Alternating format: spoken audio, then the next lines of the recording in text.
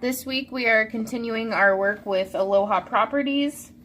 There are a few things that we need to do. The first is perform a reconciliation on the checking account and print the summary bank reconciliation as of February 28th, 2014. I've already done the reconciliation, went in and made the journal entries to reconcile the checking account, but I will show you how to get to that summary. So we're going to go over to reconcile. We want it on our checking. We're going to change the date. It was for February 28th, 2014. Alright, now normally if you were actually reconciling, this ending balance would be different than the beginning balance. But since I've already reconciled, I'm going to go ahead and put in that same number. So 115, 292, 39. And then if you were reconciling, you would have service charges or interest income to put in. But again, I've already reconciled, so we don't have to do that. So just continue. Okay, so this is your reconciliation.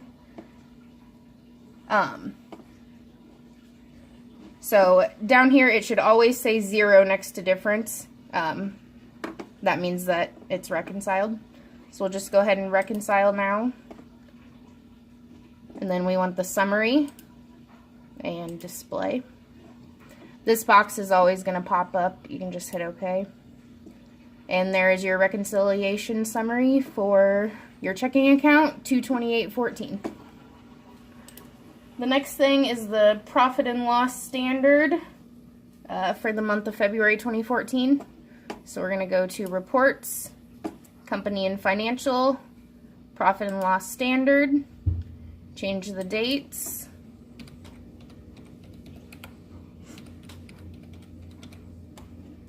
Hit refresh. There's our profit and loss for 2014. The next thing is the balance sheet standard. So we'll go back up to Reports, Company and Financial, down to Balance Sheet Standard. And we need to change the date. That was for February 28th, 2014. Refresh. There's our balance sheet for February 28th, 2014. Now the last thing, they want us to print the journal entries recorded February 28th through March 1st.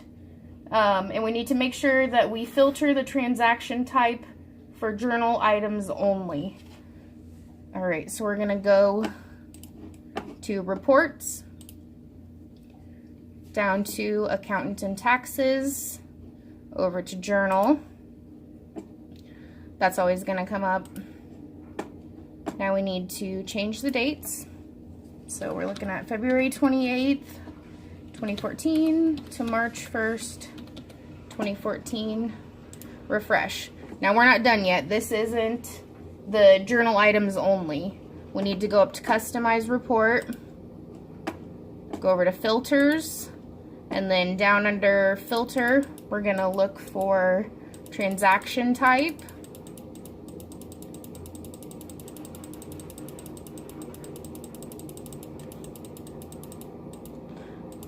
And then over here, under Transaction Type, we're going to go to Journal, so it's Journal Items Only.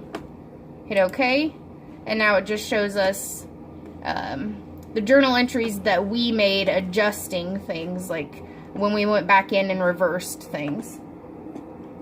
And that's it. That's your journal for February 28th through March 1st, 2014.